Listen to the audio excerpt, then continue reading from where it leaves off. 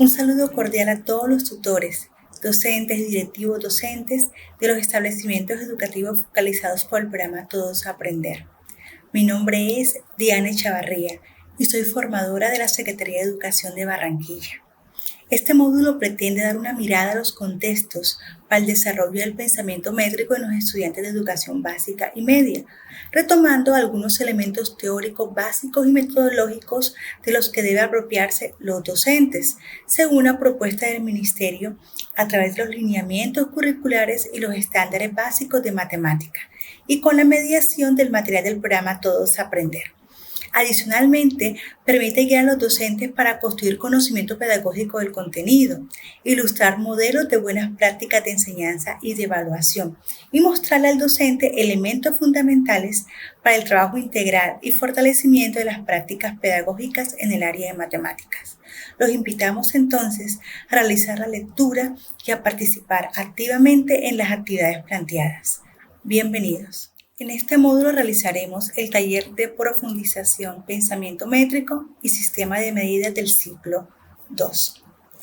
Como objetivos tenemos objetivo general, comprender el proceso de mediación de la superficie y la duración de eventos mediante la resolución de problemas que involucren la relación con estos aprendizajes.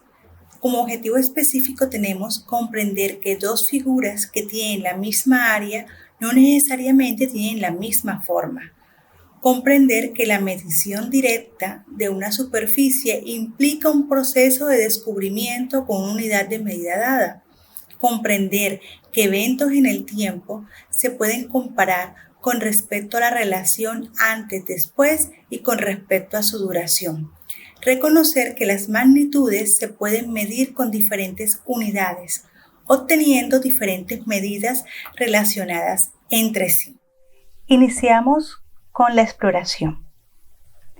En este apartado queremos hacer un espacio de reflexión donde revisaremos los conceptos previos que se tengan alrededor del pensamiento métrico. Aquí no van a haber respuestas que estén buenas o estén malas.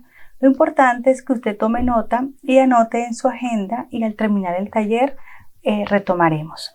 Describa cuáles son los conocimientos desde la matemática escolar que como docente considera necesarios para abordar la enseñanza del pensamiento métrico en la básica primaria. Conocimientos involucrados y referentes. La propuesta del Ministerio de Educación Nacional, presentada en los lineamientos curriculares y los estándares básicos de competencia en matemática, enfatizan que los logros propuestos para los sistemas métricos van encaminados a acompañar a los estudiantes a desarrollar procesos y conceptos como los siguientes. Vamos a iniciar con la construcción de los conceptos de cada magnitud. Es importante destacar que diferentes investigaciones en el campo de la didáctica de las matemáticas nos muestran que los estudiantes de primaria e incluso secundaria tienen dificultades para la conceptualización de las magnitudes y la realización de los procesos de medición de las mismas. Se ha relegado la enseñanza de la geometría, el desarrollo de los sistemas métricos, desconociendo factores tan importantes como la construcción de magnitud, el objeto de la medición y el proceso de la construcción histórica de la medida, dedicándose frecuentemente al desarrollo del proceso de medición únicamente desde la asignación numérica. Aquí vemos un problema significativo para el desarrollo del pensamiento métrico, pues no tiene sentido iniciar la medida si los jóvenes no saben, por ejemplo, qué se puede medir y qué no se puede medir. El concepto de magnitud empieza a construirse cuando se sabe que hay algo que es más o menos que otra cosa y se pregunta, ¿más qué o más de qué? Entonces, profes, es importante escoger o presentar referentes que permitan fijar la atención en la cantidad o magnitud concreta susceptible de medición. Por ejemplo, para la magnitud-longitud, uno de los referentes más cercanos a los niños es la estatura. Otro puede ser el largo de sus lápices u otros objetos propios del entorno del aula y en este caso del contexto de sus hogares, como la altura de los árboles, el largo y ancho de una puerta, de su cama, entre otros elementos. Otro conocimiento involucrado es la comprensión de los procesos de conservación, la captación de aquello que permanece invariante a pesar de las alteraciones de tiempo y espacio. Es muy importante el desarrollo de este proceso de conservación.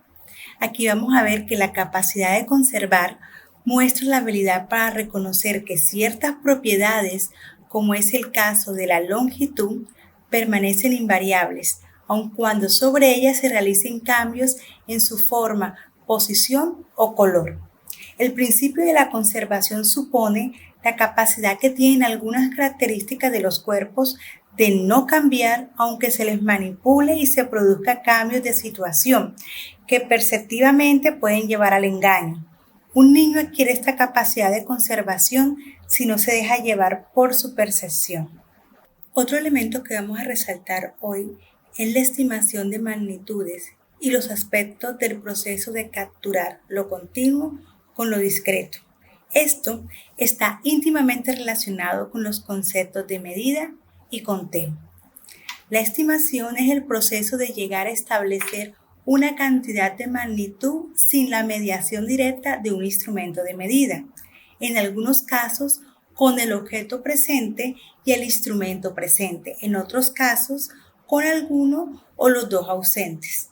La estimación se relaciona con la capacidad que tenga una persona para expresar una cantidad de magnitud sin ver el objeto y o sin comparar directamente las unidades con el objeto a medir. Así se permite visualizar el carácter aproximado de la medida y su naturaleza continua.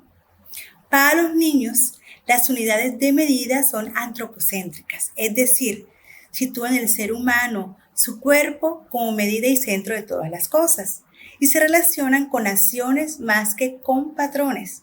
Aparentemente el patrón es el paso, el pie, la cuarta, pero en realidad es dar el paso, poner el pie o extender la cuarta.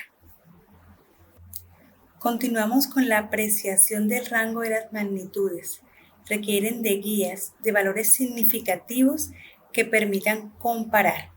La apreciación del rango de las magnitudes y la selección de unidades son habilidades poco desarrolladas en los niños y aún en las personas adultas, debido al tratamiento descontextualizado que se le da a la medición dentro de las matemáticas en la escuela. Antes de seleccionar una unidad o un patrón de medida, es necesario, profes, hacer una estimación perceptual, que significa hacer unos procedimientos de exploración y comparación y hacer esta estimación perceptual del rango en que se halla una magnitud concreta, lo cual depende obviamente de la familiaridad que se tenga con las unidades de medida y con las magnitudes. Se habla de rango en un sentido más amplio que el del orden de la magnitud. En el primer caso se hace referencia a las unidades apropiadas para medir ciertas magnitudes y en el segundo caso se puede estar hablando del mismo rango pero de distinto orden. Por ejemplo, vamos a ver la longitud de dos carreteras y el rango en el que son útiles, por ejemplo los kilómetros. Pensemos la carretera Barranquilla-Cartagena, Barranquilla-Bogotá. El rango útil que podemos utilizar son los kilómetros, pero en distinto orden de magnitud.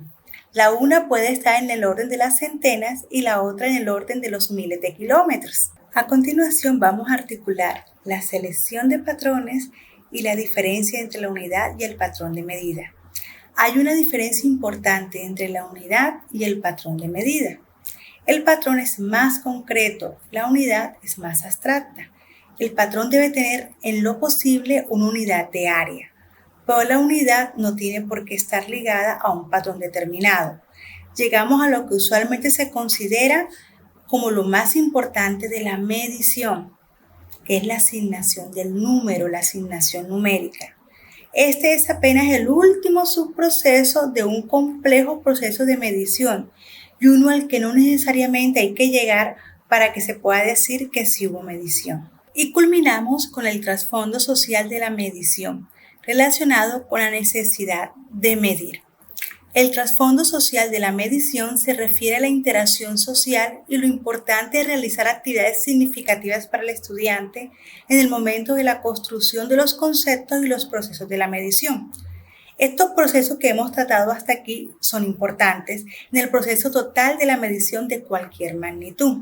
La relación didáctica que los docentes establezcan con ellos al momento de preparar sus clases, de organizar sus guías, de organizar sus currículos, conllevará la adecuada selección de los materiales de manera que faciliten la comprensión de la magnitud que se pretende estudiar y el desarrollo de los procesos antes mencionados. En nuestras aulas, al proseguir esta relación activa entre los objetos a partir de situaciones reales, se permite al estudiante interiorizar y diferenciar las magnitudes que son objetos de medición y entender, por ejemplo, un mismo objeto tiene diferentes magnitudes y pueden ser medidas. Así, una gorra puede tener una corona, una visera, una altura, una capacidad, un volumen, un área. Además, si se crea un contexto en el que sea necesario medir tales magnitudes, será más significativo y evidente para el estudiante, como podría ser el caso de reproducir esta gorra de acuerdo con un modelo determinado. Inicialmente, la idea de los niños sobre el tamaño o cantidad de un objeto están basados en la percepción.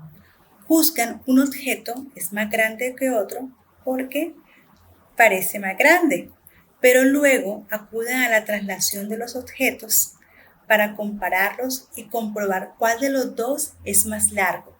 Pueden colocar los objetos juntos para comparar sus longitudes o pueden agarrar un objeto en cada mano para comparar sus pesos. Los primeros esfuerzos de cuantificación del niño están basados en la percepción. Por ello, si varía la forma y la configuración de los objetos, pensarán que también la magnitud ha cambiado. Un ejemplo de la conservación consiste en transformar una varita de plastilina en una barra de plastilina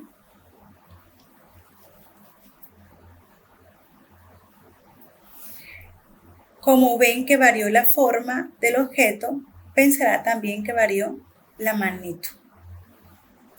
Resalto aquí que la conservación de la longitud y el área se da mucho antes que la masa y el peso y el volumen. Por ello es necesario un trabajo sistemático en cada magnitud, pues el avance en medidas de longitud no es suficiente para transferir las nuevas habilidades de la medición a otras magnitudes. Igualmente, usar diferentes unidades de medida y comparar las medidas induce a los niños a reflexionar y pensar sobre ese resultado y sobre el proceso de medición como un número con rótulo. Por ejemplo, si tengo un recipiente lleno de agua, es posible que al medir la cantidad de agua utilice 2 vasos como esto, pero si utilizo un pocillo, es posible que al medir la cantidad de agua me gaste 3 pocillos. La experiencia de construir o usar unidades no convencionales para alguna magnitud le permite al estudiante ser consciente del tipo de atributo que está midiendo, hacer estimaciones más acertadas por la familiaridad que tiene con el uso de los objetos implicados y comprender la necesidad de establecer acuerdos sobre la unidad que utilizarán en su entorno. Continuamos con la estructuración. A continuación tenemos unas preguntas que nos vamos a hacer antes de empezar el taller. ¿Cómo al realizar los ejercicios y situaciones planteados puedo acceder a los aprendizajes sobre pensamiento métrico?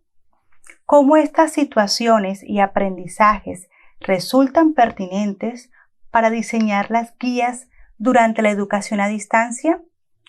¿A qué debo colocar más atención en el desarrollo de las actividades del taller?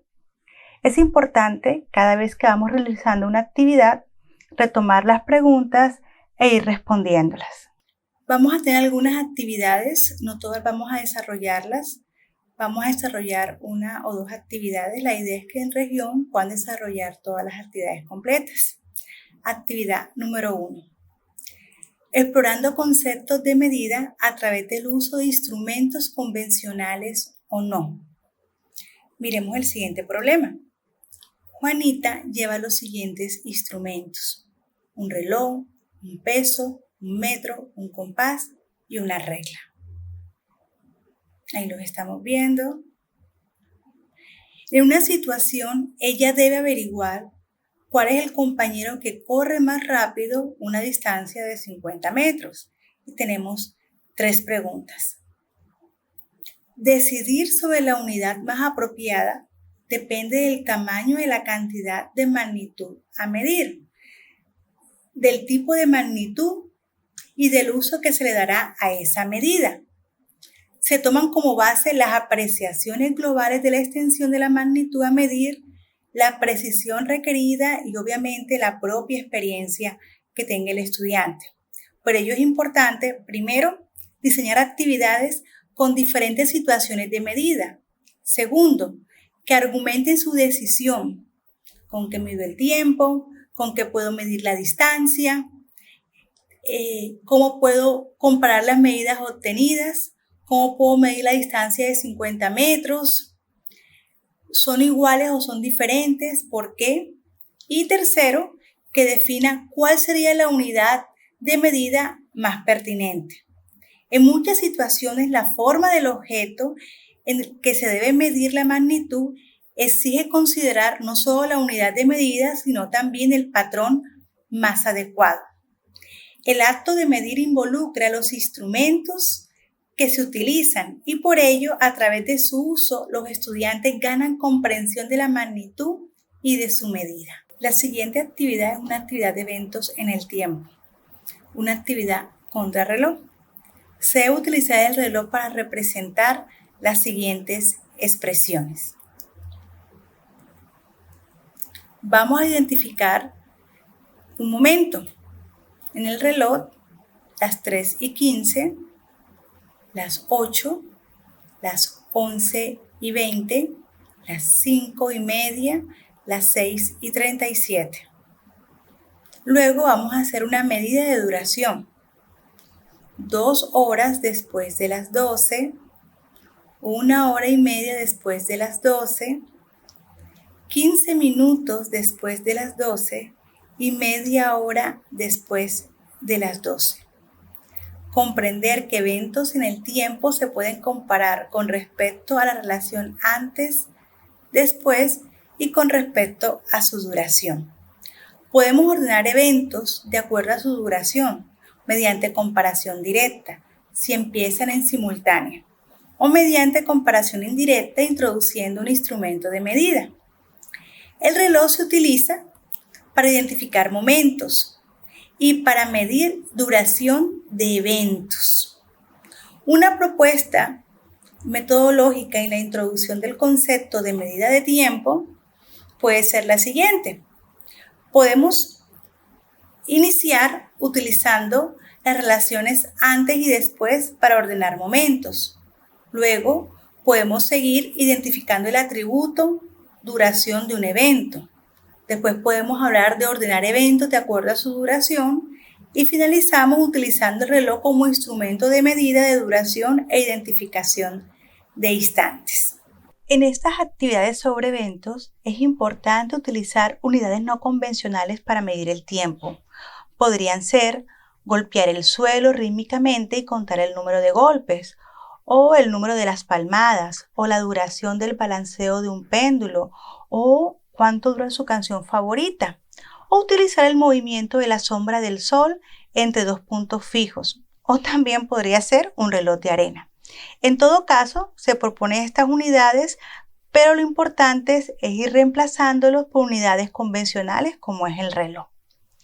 Para finalizar, retomemos nuestras preguntas de inicio del taller. Vamos a retomar la pregunta número 1. ¿Cómo al realizar los ejercicios y situaciones planteados puedo acceder a los aprendizajes sobre pensamiento métrico?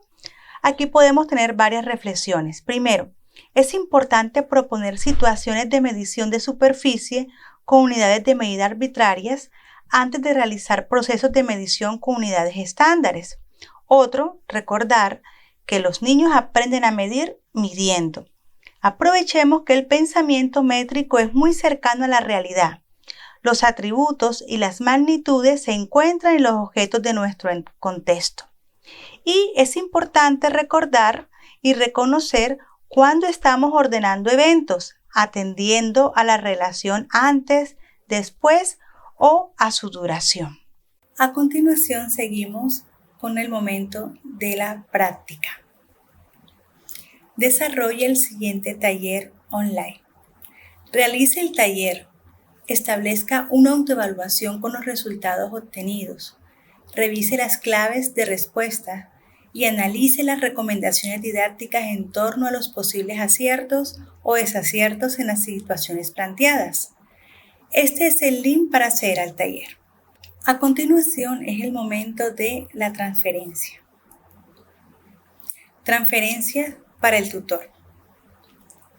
De acuerdo con la estrategia de secuencia didáctica que presenta el material PRES y la teoría de situaciones didácticas, construye una planeación basada en una situación-problema que vincula el pensamiento métrico y los procesos involucrados con el mismo, haciendo uso del material PRES. Debe hacer uso de lo aprendido en esta formación para formular y plantear la situación-problema en la cual se involucren los conceptos y aprendizajes del taller. Tener en cuenta las situaciones presentadas en el desarrollo del mismo como recurso para su planeación. Continuamos con la valoración. ¿Qué me llevo para aplicar en el proceso actual de enseñanza? ¿Qué aprendí sobre el pensamiento métrico en términos de mi formación profesional? Estas y otras preguntas que puedan surgir al momento de finalizar, vamos a anotarlas en nuestra agenda.